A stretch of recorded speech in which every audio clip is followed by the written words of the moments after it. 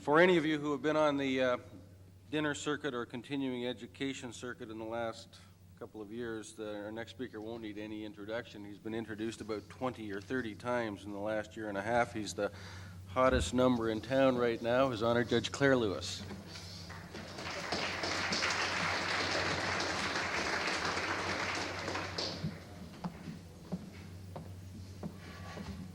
Lord, Your Honors, ladies and gentlemen, I think I much preferred Michael's earlier statement about the ruling that there were to be no introductions.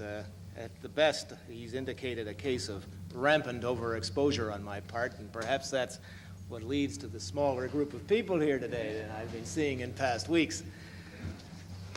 I'm here to discuss with you a recent development in the law of confessions, and as you've heard, I have a paper which will be made available to you of some length, and I don't propose to read it by any means in total. You can, while it's of course the last word on the matter, I leave it to you to decide whether it ought to be read, and if so, at your leisure. Back in 1979, during the current session, such as this, both Casey Hill and Harry Carlton, QC, delivered comments on the recent developments in the law of confessions, and those two articles, which have been published, are really quite definitive on the law up to that point. Indeed, they dealt some length and with some cogency the decisions of Horvath and the Queen, which is 1979, 49 CCC's second series of 385, Ward and the Queen, 1979, the same volume at 498, and Irvin, also in the same volume, at page 76. It was a big year in confessions. It might be said that one could be forgiven if, having read those cases, one felt that they heralded the adoption by the Supreme Court of Canada of a very liberal position in relation to the law of confessions. One might feel, for instance, that the court was taking a position which expanded the rules of voluntariness and which, considering Horvath in particular, indicated an aversion to certain police practices which were not considered suitable by the court in the taking of a confession and which might provide grounds for exclusion. Irvin might have suggested to some that, despite a warning in the case, voir dires must be held, that they were essential to the admissibility of statements in all circumstances. Well, certain decisions of the Supreme Court have, to me in any event, indicated a more conservative bent than otherwise might have been indicated. Those three decisions of importance in that court in the intervening 2 years are, in my view, Nagacha and the Queen, 1981, 51 CCCs at 353, Rothman and the Queen in 59 CCCs at 30, and Park and the Queen, very current decision, and also in 59 CCCs at 385. Now, we know in considering the law of confessions, one always has to return to the seminal decision of Ibrahim and the King, and one follows that through from Boudreau through Fitton, and I assume that you know the basic rule of voluntariness. Horvath and Ward dealt with it and expanded it perhaps slightly in this sense, that in Horvath and Ward, the court dealt with the issue of the operating mind of the accused. You will recall briefly the facts of Horvath. That's the chap who was charged with killing his mother. He allegedly, according to a psychiatrist in any event, and the trial judge, while being questioned in a protracted fashion, fell into a state of light hypnosis and made a confession shortly thereafter. The Supreme Court of Canada excluded that confession, as did the trial judge, but not the BC Court of Appeal. Might just mention in passing that Horvath, having been acquitted, is now doing, I believe, a life sentence in Ontario for 2 counts of subsequent attempted murder. Perhaps the police in Ontario aren't as learned in the arts of hypnosis as those in British Columbia. In any event, he lived to see another day. In the Horvath case, Mr. Justice Spence stated, "In my respectful opinion, the judgment of this court in Fitton must be limited so as not to rule admissible statements made by the accused when not induced by hope of advantage or fear of prejudice, but which are certainly not voluntary in the ordinary sense, English sense of the word, because they were induced by other circumstances such as existed in the present case. And in the Ward case, which you may recall, was a case of a man in a motor vehicle charged with criminal negligence. There was an accident. His passenger died. The issue was who was the driver of the vehicle. When he was come upon by passers-by, he was in a very bad state indeed. And initially, he said that he wasn't the driver. Then he said he was the driver. And again, the whole question of the operating mind of the accused was an issue.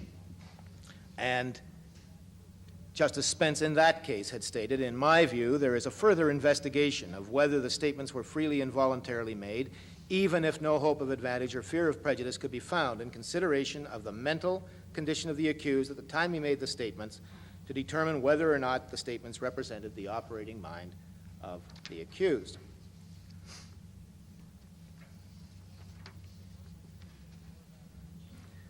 Well, to the degree that one might feel that Horvath and Ward have suggested radical expansion of the traditional rule regarding admissibilities in statements, and that they've given new significant grounds for exclusion, you must look to Negacha and Rothman.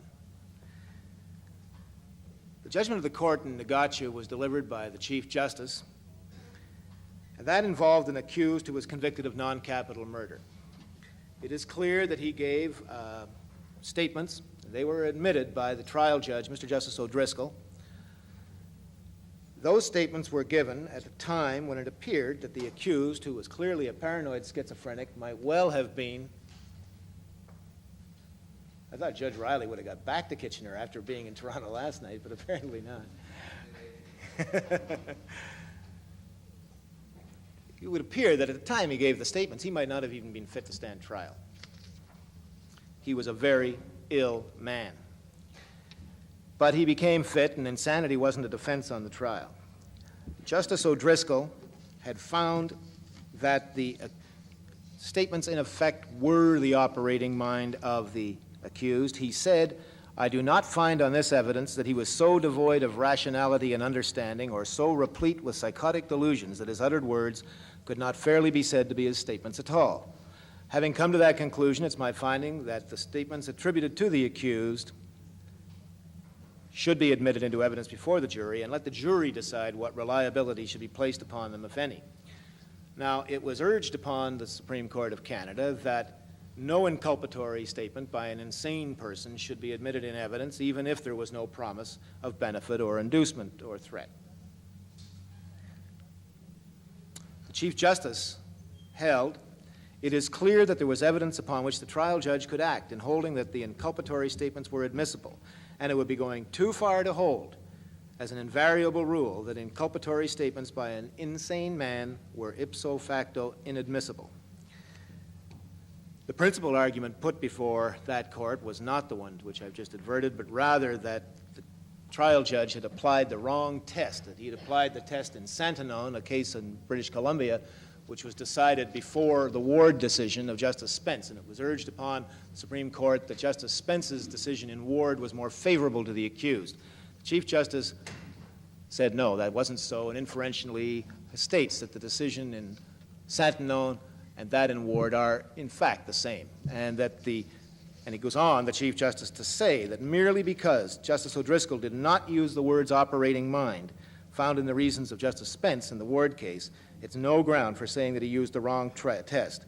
A trial judge is not bound by a fixed formula when he considers whether to admit inculpatory statements so long as he addresses himself to the proper considerations, and this he did in this case. You'll find that the courts more frequently, I think, are saying that fixed formula are not what is required, that, to use the words one of our justices of the Supreme Court, pettifoggery is passé, and so long as a judge has addressed himself to an issue, or a counsel, as you will see in Park, then it is not a matter for overruling the decision. So while the Supreme Court has ruled in Ward and indicated later in Rothman that to be voluntary, a statement must represent the operating mind of an accused, it isn't obviously prepared to state any general rule of incapacity. Now, Rothman, with respect to me in any event, indicates that that court has now perhaps reached its limit in the expansion of the grounds for exclusion of statements by accused to persons in authority. The case is fascinating in that it presents in the judgments of the majority and in the minority fundamental differences in approach to the exclusionary confession rule as it applies to statements given before trial by accused to persons in authority. And perhaps those decisions, that is between the majority and the minority, represent a fundamental difference in approach to the purposes of criminal law generally. I cannot urge upon you strongly enough the reading of the Rothman decision and the whole of that decision as being of exceeding importance and great interest and, frankly, almost in some cases, of literary value. The judgment of the six-man majority was delivered by Mr. Justice Martland, and Justice Esty delivered the judgment of himself and the Chief Justice in direct opposition to the majority judgment. Mr. Justice Lemaire delivered a judgment in minority, a judgment of his own, rather, which was perhaps closer in spirit to that of the minority, but found that the facts of this case did not operate to exclude the statement. The facts of the case were interesting in that the accused had been arrested in, I believe, Ottawa for possession of narcotics for the purpose of trafficking. He was cautioned by the police, taken to the police station, invited to give a statement, and unequivocally said, "I am not interested, I won't make a statement, that's it. Take me to the cells." And he was taken to the cells. Unknown to him, a police officer was placed in the cells with him, undercover, and a conversation started off with the accused firstly saying to him, "You look like a narc to me." The officer said, "Oh, no, I'm a fisherman, and I got caught speeding." "Oh, well, that was all right." And so they had a chat, and needless to say, the accused gave the officer a story which more than was sufficient to indicate he was a major dealer in drugs. Now, at the trial, the constable testified on the voir dire, and the trial judge ruled that the policeman was a person in authority, and the statement was inadmissible as having been improperly elicited through a disguise. He was acquitted. The Ontario Court of Appeal, in a majority decision, held that there should be a new trial because he did not, that is, the accused, did not consider the officer to be a person in authority, and that even if he had, the statements made to him were made voluntarily within the rule set out in Ibrahim. With that position, that of the Ontario Court of Appeal, the majority of the Supreme Court of Canada agreed. The test applied was a subjective one, in that the question to be asked was, did the accused, when he made the statement to the constable, believe that the constable was a person in authority? And the majority held that the constable was not a person in authority because he was not regarded as such by the appellant. Well, the ratio of the case is exceedingly simple. At page 37, it's stated, once it is accepted that the confession of the appellant was not made to a person in authority, and they say it was not, it was properly admissible without any requirement for the Crown to establish that it was voluntary. The confession was in the same position as if it had been made to someone other than the police officer, and it was an error in law to refuse to receive it. But Justice Martland didn't stop there. He went on to say, in fact, to assert that even if the constable had been found to be a person in authority, the statements would have been admissible, and that disapproval of the methods by which the statements are obtained is not a ground of exclusion. The only issue is whether the confession is voluntary or the utterance of an operating mind. Now, the majority considered the decisions of Horvath, Ward, and Nagacha, and in dealing with the first two, said, and this is what the Supreme Court of Canada majority now says those cases, Ward and Horvath, mean, quote, they are cases in which, although there had been no fear of prejudice or hope of advantage held out but to be by a person in authority, the confessions were excluded essentially because of the existence of a reasonable doubt as to whether the confession in question was the utterance of an operating mind. Through its discussion of Horvath, Ward, and Nagacha, the majority of the Supreme Court makes it clear that those decisions, in their view, were dealing with the question of whether or not the statement could be fairly said to be that of an accused, in that it was the product of an operating mind, and were not dealing with any question of police impropriety or court disapproval of police conduct, despite what you might have thought Horvath was saying through the hypnosis matter and the most sophisticated interrogation that had ever been seen by a trial judge. Now, in considering Rothman, there's an interesting decision of Regina and MacLeod, 1968, 5 Criminal Reports News Series at 101, which was a decision of the Ontario Court of Appeal, delivered by then Justice of Appeal Laskin. That case involved a deliberate ruse by the police designed to trick an accused woman into giving an inculpatory statement. And it was clear, however, in that case that the actions of the officer frightened her, and the court wasn't satisfied that her statement was voluntary. Now, the majority in the Supreme Court of Canada had no difficulty in distinguishing that case because they found there was an actual effect upon her mind, whereas there was not in the Rothman case. But what is interesting is that Justice Laskin, Chief Justice Laskin now, joining with Justice Esty in the Supreme Court of Canada in disapproving of the police conduct, in the MacLeod case, stated, page 104, in so holding, that is, in ruling the statement in MacLeod inadmissible, I do not rule out as a matter of law all stratagems that the police or persons in authority may employ in questioning a person under arrest. So it would seem that what's happened in Rothman is that the police have just gone to a stage beyond which he, or to which he will not go or allow them to go. Perhaps that's the difficulty with the minority judgment, in that it leaves such a wide scope for the subjective views of individual trial judges to operate. An example, of course, is that of Justice Lemaire himself, who did not find the conduct of the police in this case to be sufficiently objectionable to cause exclusion, even though he held that a statement should be excluded if what was done or said by a person in authority would bring the administration of justice into disrepute. The majority decision has at least got the credit of certainty to it. Yet the decision of Justice Esty, while not law, ought to be read and considered as forcefully expressing views which are held by many engaged in the administration of criminal justice. His lordship refers to many of the same decisions as did the majority through Justice Martland, but he comes to a startlingly different conclusion from his examination of them. I must say this, that at Rothman at page 52, he states, this additional consideration connotes a recognition by the courts since the earliest times of the desirability and indeed the necessity of adopting a system of principles in the administration of justice which will be accepted by and command the support of the community.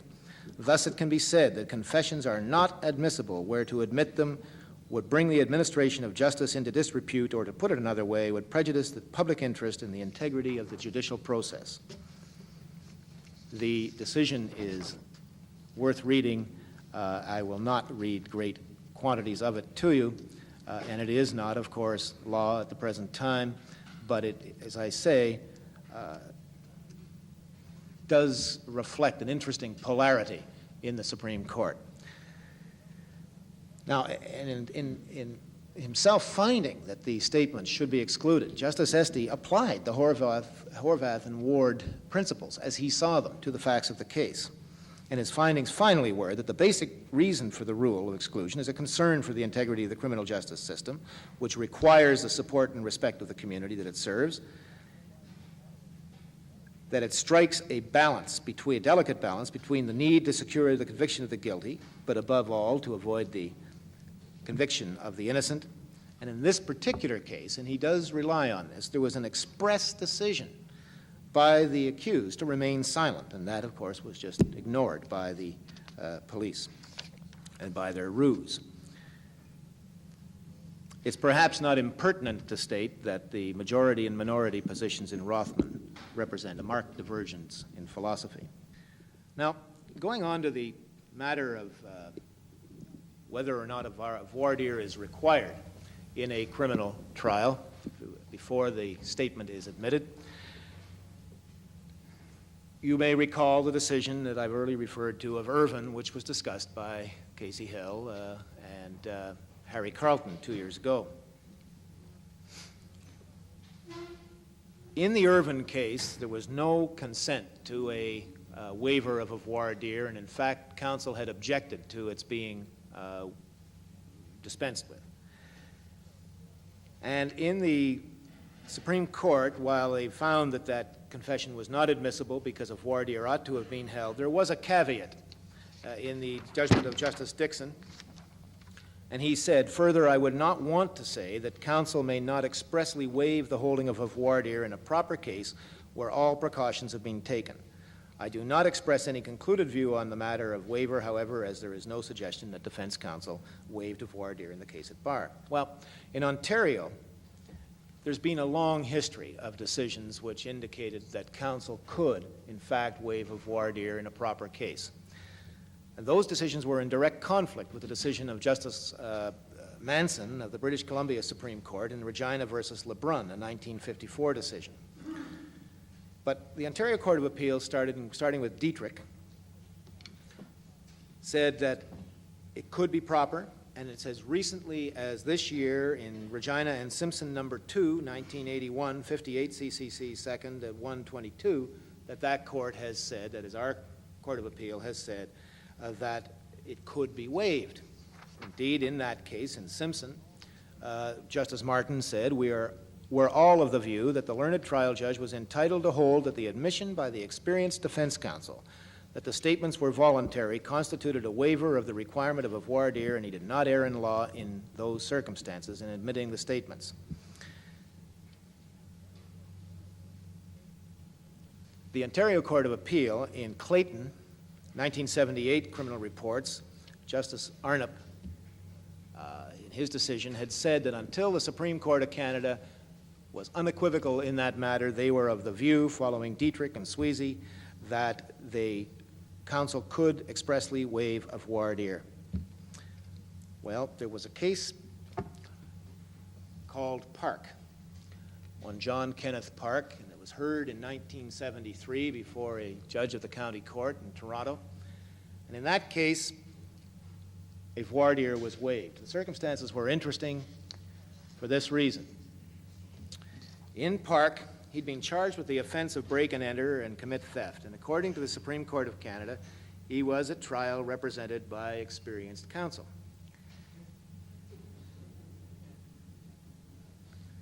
A statement made by the accused was of very great importance because the Crown's case depended upon an identification by a next-door neighbor. And that identification was not absolute. He was 99% but not 100% sure, and the circumstances in which the identification was made were really less than ideal. So the accused's statement was important because without it, there wasn't the necessary, in those circumstances, corroboration. And that statement was lengthy and it was exculpatory, but included one sentence, which was apparently or allegedly uttered when he was told he'd been charged with break and enter on a certain street and that he'd been seen coming out of the house. It was alleged that he said at that point, "That's no problem. The witness can't identify me. It was dark, and I've been to the barber since then."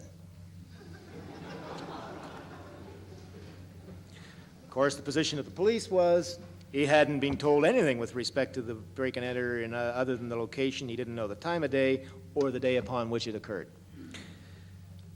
The position taken by counsel throughout the trial was that while there was no question that the statement made by the accused, and the lengthy one, was made voluntarily in every sense, there was dispute as to what information had been given to the accused by the police and what exact words he said in reply.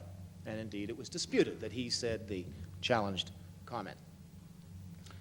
The trial judge accepted the police version of the events and determined the statement of the accused had been made and it had operated to corroborate beyond a reasonable doubt the identification.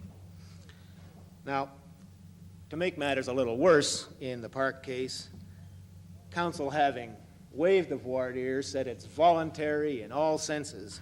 The accused testified And he said that both a threat and an inducement occurred.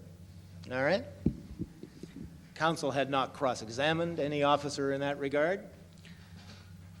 And when the accused made the comment, counsel did not ask either for a voir dire or a mistrial. Simply plowed bravely on. So the three issues before the Supreme Court of Canada, and as usual argued most ably by Edward Greenspan, argued ably, but I want you to note that he sat on the case for almost 6 years before he got to actually argue it. He just wasn't so confident on this one. The three matters that he argued were as follows: that the trial judge erred in failing to conduct a voir dire to determine whether the statement was voluntary and admissible, regardless of the fact that counsel had purported to waive the voir dire. That was the first point. Second point was that he erred in failing to conduct a voir dire to determine whether the statement was in fact made when there was a dispute as to its having been made. And thirdly, that he erred in failing to conduct a voir dire despite the waiver after the accused had himself testified that both a threat and an inducement occurred. Well, with regard to the right of counsel to waive the voir dire, Justice Dixon, for the court, in effect took the Dietrich decision, Justice Gale, and simply said, that's right. And basically, Dietrich said no particular, Dietrich had said, through Chief Justice Gale, as he then was, that it is an absurdity to require a voir dire when an experienced counsel decides that he can admit the underlying elements and that no voir dire need be held. The question of admissibility, according to Justice Dixon, of the statement is for the trial judge to decide, and he has a wide discretion whether to accept the waiver and dispense with the holding of a voir dire, or to hold a voir dire, or to inquire directly of counsel as to his understanding of the underlying factual admissions implicit in the waiver. In any event, it's now unequivocal. In a proper case, counsel can waive, and it is not.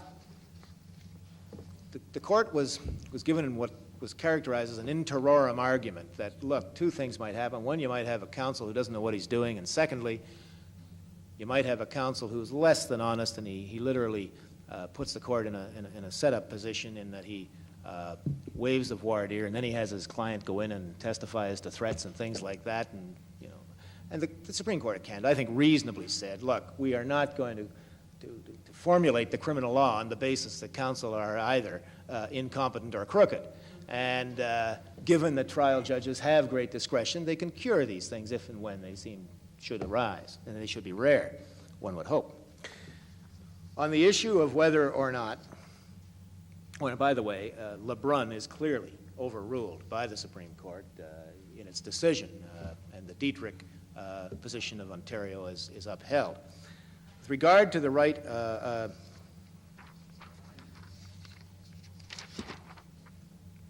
before I go on to the next point of that case, on the issue of the waiver itself, echoing the words of Justice Laskin in Nagacha, when he was referring to a trial judge not having to use express formula, Justice Dixon said, no particular words or formula need be uttered by defense counsel to express the waiver and admission. All that is necessary is that the trial judge be satisfied that counsel understands the matter and has made an informed decision to waive the voir dire. Now, mere silence is not enough. There must be an express waiver, but it isn't magic as to how it is done. As to whether or not a voir dire is required when there is a dispute as to the statement actually having been made, that is, those words having been uttered, the court had little problem. They said, why do you need a voir dire? The argument had been, you got to have some evidence that the statement was made. And the court said, well, in every case in which the Crown alleges a statement was made, there's some evidence, because there's a police officer who stands up and says he made a statement. That's a matter of weight, and that's for the jury or the trier of fact to decide, and that's precisely what the trial judge did in Park, and it was perfectly all right. He need not have a voir dire to determine it, and so if you've got a person who says, yeah, I made the statement, but not all of it.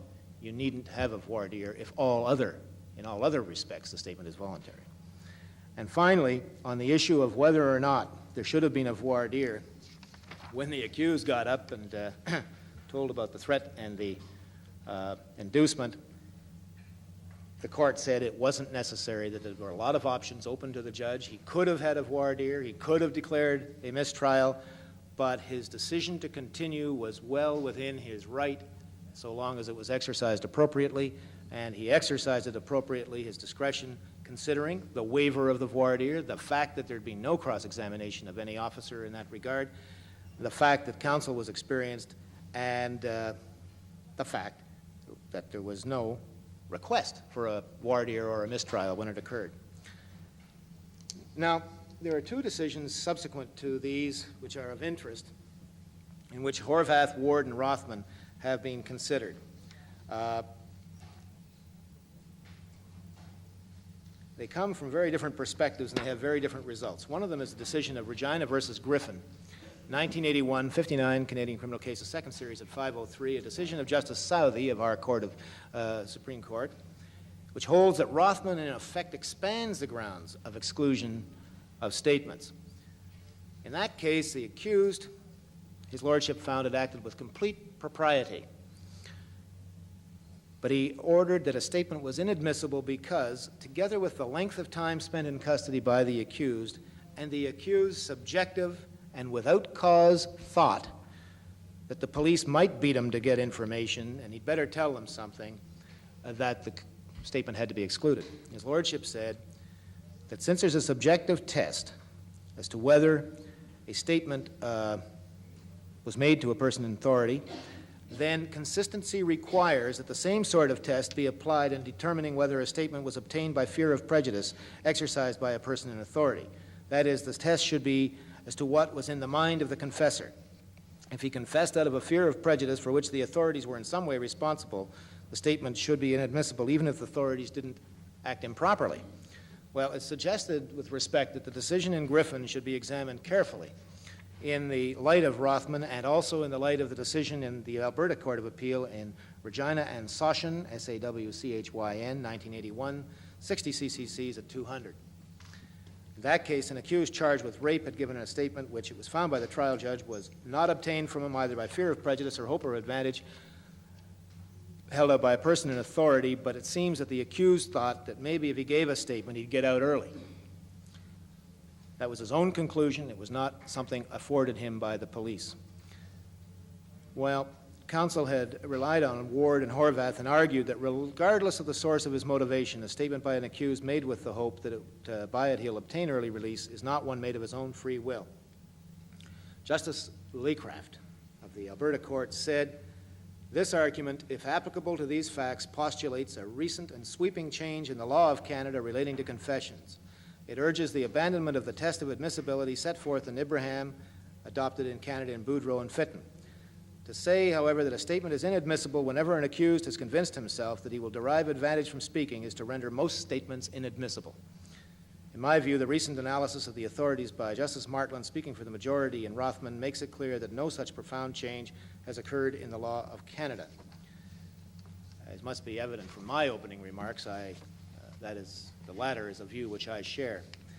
Not in my paper, ladies and gentlemen, but something which came across my desk, and I'm sure yours very recently, in my case yesterday, is a decision of His Honor Judge Borins, who addressed you last week in that exemplary address on duress. And it's interesting to me in that it deals with Rothman. It's the case of Regina and Donardo. It's volume 61 of the CCCs in part 1, page 52.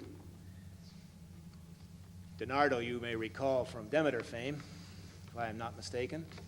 In any event, Donardo was represented by Mr. Arthur Maloney, QC, Mr. Michael Wadsworth, and he was surrendered by Mr. Wadsworth after having spoken to both counsel to what they believed to be a parole violation warrant of some sort. And he was surrendered to a police officer, Sergeant Lewis, over at bail and parole, with express instructions by Mr. Wadsworth, look, my client has said he doesn't want to talk to anybody, he doesn't want to give any statements.